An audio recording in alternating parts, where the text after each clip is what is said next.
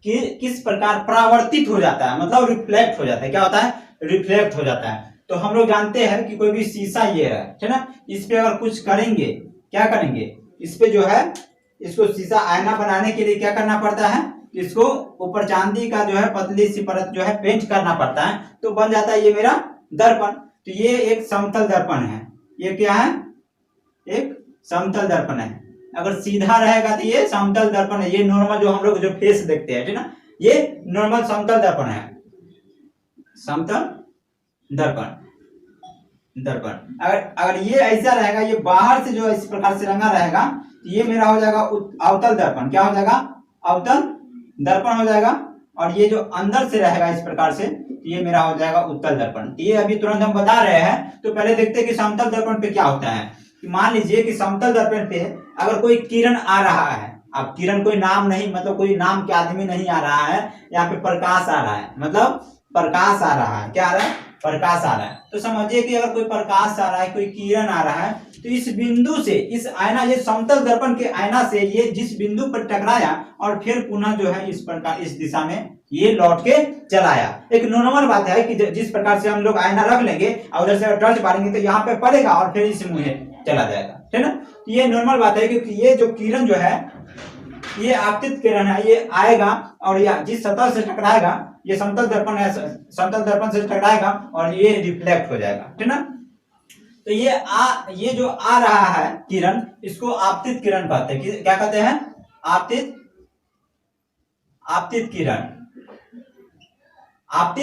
किरण कहते हैं। ये टकरा जो रहा है इसको आपतन बिंदु कहते हैं। आता हुआ किरण जो आएगा और यहाँ जो टकरा जाएगा तो आपतन बिंदु हो जाएगा और यहाँ से जो रिफ्लेक्ट हो जाएगा ये परावर्तित किरण हो जाएगा। क्या हो जाएगा? परावर्तित किरण हो जाएगा। इसके बाद क्या करते हैं, ये जो समतल दर्पण है, क्या है? समतल दर्पण पर एक क्या करते हैं, एक लंब डालते हैं। क्या डालते हैं? एक लंब डालते हैं बीचों बीच इसके। यहाँ पे थोड़ा आगे हो गया है लेकिन एकदम बीचों बीच, जिसको नॉर्मल कहते हैं, ठीक ना, नॉर्मल कहते हैं, ठीक ना। तो देखते हैं कि मान लो कि ये P है, ये P है और ये जो है A B। ये जो आता हुआ जो किरण है इसको आपतित किरण कहते हैं और जिस बिंदु पे टकराएगा उस बिंदु को आपतन बिंदु कहेंगे और जिस बिंदु से टकरा करके रिफ्लेक्ट होकर के चला जाएगा उसको परावर्तित किरण कहेंगे। लेकिन क्या होता है कि आपतित किरण ये अभिलंब के साथ आपतन कोण बनाता है। आपतित किरण अभिलंब के साथ क्या बनाता है? आपतन कोण बनाता है, जिसको I हम लोग लिखते हैं, जिसको I लिखते हैं। I क्यों लिखते हैं? और ये I क्यों लिखते हैं? क्योंकि आपतन किरण को इंसिडेंट रे कहा जाता है। इंसिडेंट रे कहा जाता है। यही वाला जो फर्स्ट लेटर है इसी को I लिख देते हैं। अब इस बिंदु पे टकराएगा और ये जो पुनः लौट जाएगा उसमें ये जो रिफ्लेक्ट हो जाता है, क्या हो जाता है? रिफ्लेक्टेड रे जिसको कहते हैं, रिफ्लेक्टेड, है ना, जिसको रिफ्लेक्टेड रे कहते हैं, ठीक ना। इसलिए इसको ये जो है रिफ्लेक्टेड रे, ये परावर्तित किरण अभिलंब के साथ जो है ये परावर्तित कोण बनाता है, परावर्तन कोण बनाता है, जिसको R लिखते हैं, ठीक ना। और ये जो है क्या होता है कि जब जैसे जो अभिलंब डालते हैं तो आपतन कोण परावर्तन कोण के बराबर हो जाता है। यहाँ पे आपतन कोण जो है परावर्तन कोण के बराबर हो जाता है, परावर्तन कोण के बराबर हो जाता है, ठीक। तो इसे एक और ये जो है कि प्रकाश के परावर्तन के नियम किसे कहते हैं? तो प्रकाश के मुख्यतः दो नियम होते हैं। कितना नियम होते हैं? दो नियम होते हैं। लिख देना है कि आपतित किरण, परावर्तित किरण तथा आपतन, ये जो है अभिलंब एक ही समतल सतह पर होता है और दूसरा जो है आपतन कोण परावर्तन कोण के बराबर होता है। क्या होता है? आपतन कोण परावर्तन कोण के बराबर होता है। मतलब कहने का मतलब है कि अगर ये 40 डिग्री का होगा, कितना? 40 डिग्री का होगा तो ये भी 40 डिग्री का होगा। ये 40 का होगा तो ये भी 40 का हो जाएगा, ठीक ना। और इसी प्रकार से जो क्वेश्चन वगैरह देता है कह देगा कि आपतित किरण ये समतल दर्पण या इसको समतल सतह भी कह देता रहता है, समतल सतह, ठीक ना। ये एक आपतित किरण समतल सतह के साथ कितना 50 डिग्री का कोण बना रहा है, तो R मतलब तो परावर्तन कोण कितना होगा, परावर्तन कोण कितना होगा या आपतन कोण कितना होगा, ठीक ना। तो समझना है कि क्या क्या हमको क्या दिया हुआ है। तो कह रहा है कि एक आपतित किरण जो है समतल सतह के साथ 50 डिग्री का कोण बनाता है। कितना बना रहा है, इसका मतलब जो है यहाँ पे देखिए, एक जो आपतित किरण, ये समतल दर्पण हो गया, ये आपतित किरण जो है, आपतित किरण एक समतल तल के साथ कितना 50 डिग्री का कोण बना रहा है। हम लोग एक लंब खींच देते हैं तो कह रहा है कि ये परावर्तन कोण कितना होगा। तो कहने का मतलब है कि हम लोग जानते हैं कि जैसे जो है कोई भी समतल सतह पर लंब डालते हैं तो 90 डिग्री का होता है। कितना होता है, 90 डिग्री होता है, और जितना भी कोण बने सबको जोड़ने पर 90 ही डिग्री होगा। ये जो इसको इंसिडेंट एंगल कहते हैं। तो देखते हैं कि 50 प्लस आई इक्वल टू हो जाएगा मेरा 90। आई का मान यहाँ पे हो जाएगा, कितना हो जाएगा 90 माइनस 50 डिग्री इक्वल टू 40, ठीक ना 40। हम लोग जानते हैं प्रकाश के परावर्तन के नियम से कि आपतन कोण जो है परावर्तन कोण के बराबर होता है, इसीलिए इंसिडेंट रे इक्वल टू, इसीलिए परावर्तन कोण 40 डिग्री हो जाएगा। समझ में आया। मतलब कोई आपतित किरण जो है तल के साथ 50 डिग्री का कोण बनाता है, कितना 50 डिग्री का कोण बनाता है, तो आपतन कोण कितना होगा या परावर्तन कोण कितना होगा। अच्छा, ऐसे भी पूछ देगा कि परावर्तन आपतन कोण और परावर्तन कोण के बीच का एंगल कितना होगा। कहने का मतलब है, कह रहा है कि आपतन कोण और परावर्तन कोण के बीच का, इस दोनों के बीच का कोण कितना होगा। तो कितना है, ये 40 है, तो ये 50 है, ये 40 होगा, 40 40 80 हो जाएगा मेरा, 40 प्लस 40 मिल करके कितना 80 डिग्री हो जाएगा। समझ में आया। इस प्रकार से क्वेश्चन दे देगा, ठीक ना। कभी कभी एकदम नॉर्मल क्वेश्चन दे देता है, कभी कभी क्वेश्चन कहेगा कि कोई समतल, कोई भी कहेगा कि कोई समतल है, कोई कोण जो है आपतन कोण जो परावर्तन के बाद परावर्तन कोण 50 डिग्री का बना देता है। कहने का मतलब इस क्वेश्चन देखो, इस क्वेश्चन में समझने की वाली बात है। ये कह रहा है कि एक समतल दर्पण जो है ये आपतन कोण जो क्या करता है, परावर्तित के बाद जो है अभिलंब के साथ 50 डिग्री का होगा। आपतन कोण कितना होगा, कहने का मतलब आई इक्वल टू कितना होगा। तो परावर्तन के नियम से हम लोग जानते हैं कि आपतन कोण जो है परावर्तन कोण के बराबर होता है। जब परावर्तन कोण 50 डिग्री का है तो आपतन कोण भी कितना हो जाएगा 50 डिग्री का होगा, ठीक ना। और इसी को थोड़ा और घुमा देगा और कहेगा कि अगर कि आपतित किरण जो है परावर्तन के बाद अभिलंब के साथ 50 डिग्री का कोण बना रहा है, तो बताइए कि आपतित किरण होगा वो तल के साथ कितना डिग्री बनाएगा, कितना डिग्री बनाएगा। तो कहने का मतलब ये कितना है, 50 है और 50 है, तो ये भी 50 हो जाएगा, और ये 50 जब हो जाएगा और इस दोनों का योग जो है 90 होता है, तो लिख देंगे कि what plus 50 equal to 90 degree, और what equal to 90 minus 50 equal to 40। कहने का मतलब ये 40 डिग्री का कोण बना रहा है। ये जो है आपतित किरण ये तल के साथ कितना 40 डिग्री का कोण बना रहा है। तो इस प्रकार से जो है क्वेश्चन आया, कैसे हुआ जे। उसके बाद ये देखो एक नॉर्मल फैक्ट जो देखते हैं, इसको जिसको स्क्रीनशॉट लेना है ले लीजिएगा, और इसको देखो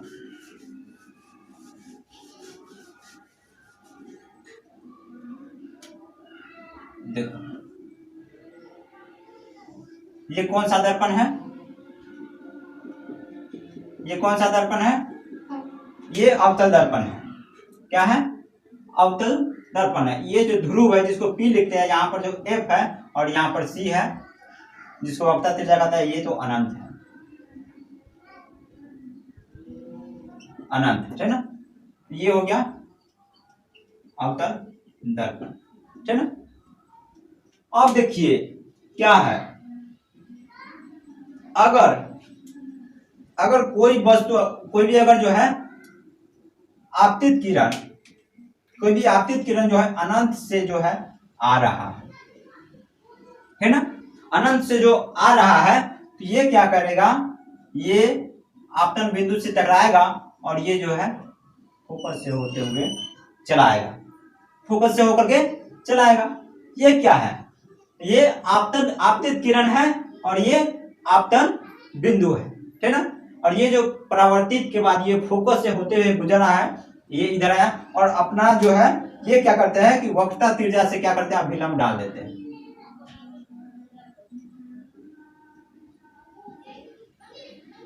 अभिलंब डाल देते हैं। ये आपतित किरण जो है, ये आपतित किरण जो है ये अभिलंब के साथ आपतन कोण बनाता है, अपरावर्तित किरण जो है परावर्तन के बाद परावर्तन कोण बनाता है, जिसको आई आपतन कोण आई और परावर्तन कोण आर लिखते हैं।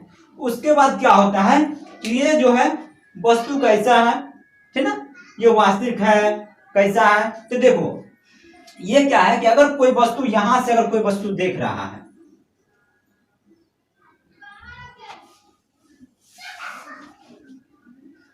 कोई आंख जो है यहां से कोई व्यक्ति जो है देख रहा है, ठीक ना, तो मान लो कि यहां से जो है यहां पे टॉर्च लगा दिया, क्या लगा दिया, टॉर्च लगा दिया, ठीक। अब यहां पर जो है अवतल दर्पण रखा हुआ है, अवतल दर्पण यहाँ पे रखा हुआ है, यहां से कोई व्यक्ति जो है अनंत मतलब बड़ी दूर से कोई टॉर्च बार रहा है, कोई टॉर्च बार रहा है। तो ये क्या किया कि ये जो है दर्पण अवतल दर्पण से टकराया और ये रिफ्लेक्ट होकर के इस व्यक्ति के पास चलाया, इस व्यक्ति के पास चलाया, इस व्यक्ति के पास चलाया। तो ये व्यक्ति जो देख रहा है कि रोशनी कहां से आ रहा है, तो देखता है तो इसको पता चलता है ये फोकस से होते हुए आया है, कहां से, फोकस से होते हुए आया है।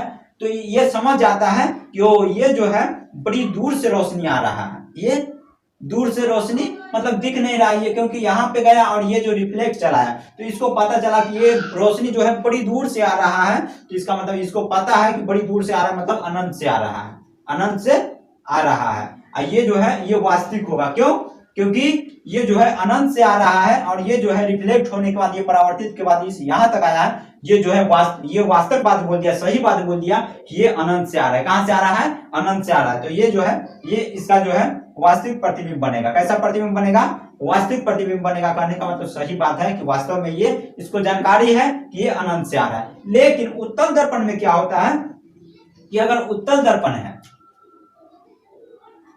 देखिएगा ये अंदर से रंगा हुआ रहता है उत्तल दर्पण में। अगर उत्तल दर्पण में क्या होता है कि ये जो मुख अक्ष है, ये मुख अक्ष है जिसको P कहते हैं, ये फोकस हो जाएगा F, ये केंद्र हो जाएगा वक्रता त्रिज्या, इसको अनंत, अनंत, ठीक ना। अब ये क्या करेगा, ये उत्तल दर्पण है, उत्तल दर्पण है। अब ये क्या करेगा कि अगर ये अनंत से आएगा रोशनी, मतलब कोई व्यक्ति जो है यहाँ पे टॉर्च बार रहा है इस पे, ठीक ना, इस पे रोशनी, ये जो टॉर्च बार रहा है, तो ये क्या करेगा, ये जो है रिफ्लेक्ट बाहर की ओर कर देता है। किधर कर देता है, बाहर की ओर रिफ्लेक्ट कर देगा, बाहर की ओर रिफ्लेक्ट कर देगा। इसका जो जितना दूरी है उतना ही दूरी पर अंदर में फोकस ले लेते हैं, जिसको F' कहेंगे, और ये जितना दूरी पर उतना ही, जिसको C' कहेंगे, ठीक ना। अब क्या करते हैं, हम लोग जानते हैं कि फोकस से इसको अभिलंब डालते हैं। क्या करते हैं, अभिलंब डालते हैं। तो यहाँ जो है इस दोनों के बीच में ही डालते हैं। ऐसा नहीं कि यहाँ से डाल देंगे तो पता चलेगा कात में आ गया, तो पता चलता है अगर यहाँ से अगर इस प्रकार से जो बीच में अगर डालते हैं तो पता चलता है कि ये वक्रता त्रिज्या के इमेज से, मतलब वक्रता त्रिज्या जो सोचे हैं कि ये वक्रता त्रिज्या है, इससे जाकर के मिला है। तो वक्रता त्रिज्या आखिर ये भी इतना ही दूरी पर ये है ना। तो पता चला कि अभिलंब डाल दिए, तो पता चला ये आपतित किरण जो है, आपतन बिंदु जो है, आपतित किरण पर अभिलंब के साथ जो है आपतन कोण बनाता है, इसलिए आई। परावर्तन के बाद परावर्तन कोण बनाता है, जिसको आर कहेंगे, ठीक। तो पता चलता है कि यहां से जो कोई आंख जो है, यहां से कोई व्यक्ति देख रहा है, कोई व्यक्ति यहां से जो देख रहा है, तो पता चलता है कि अरे यहां से जो कोई व्यक्ति टॉर्च बार रहा है, तो ये रिफ्लेक्ट होकर के बाहर की ओर आता है, और यहां पर जो व्यक्ति देख रहा है उसको लगता है कि अरे ये रोशनी जो है कहां से आ रहा है, ये रोशनी फोकस से आ रहा है। कहां से आ रहा है, ये रोशनी कहां से आ रहा है, फोकस से आ रहा है। मतलब उसको दिखता है कि अरे ये रोशनी तो फोकस से आ रहा है, मतलब फोकस से होते हुए कहीं से आ रहा है ना, फोकस से होते हुए आ रहा है। देखता है कि ये जो टॉर्च जो लाइट यहाँ पे जाता है तो रिफ्लेक्ट करता है, रिफ्लेक्ट के बाद जिस व्यक्ति के पास जाता है, वो व्यक्ति जो अगर आंख से देखता है तो उसको पता चलता है कि अरे ये लाइट तो फोकस से आ रहा है। कहां से आ रहा है, फोकस से आ रहा है। कहने का मतलब इस व्यक्ति को सही जानकारी नहीं है, मतलब ये अनुमान नहीं लगा पाया, ये अनुमान नहीं लगा पाया, ये सही नहीं जान पाया कि रोशनी कहां से आ रहा है। ये रियली में अनंत से आ रहा था और ये रिफ्लेक्ट होने के बाद इसके पास जा रहा था, लेकिन इसको लगा, इस व्यक्ति को, देखने वाले व्यक्ति को लगा कि अरे ये तो रोशनी फोकस से आ रहा है। कहां से आ रहा है, फोकस से आ रहा है, तो इसका मतलब ये जो है इसका प्रतिबिंब कैसा बनेगा, इसका प्रतिबिंब आभासी बनेगा। कैसा बनेगा? आभासी बनेगा। क्यों? ये वास्तविक बनेगा, उसका इसका प्रतिबिंब वास्तविक प्रतिबिंब बनेगा, इसका आभासी बनेगा। आभासी, इसी को काल्पनिक कहते हैं, है ना।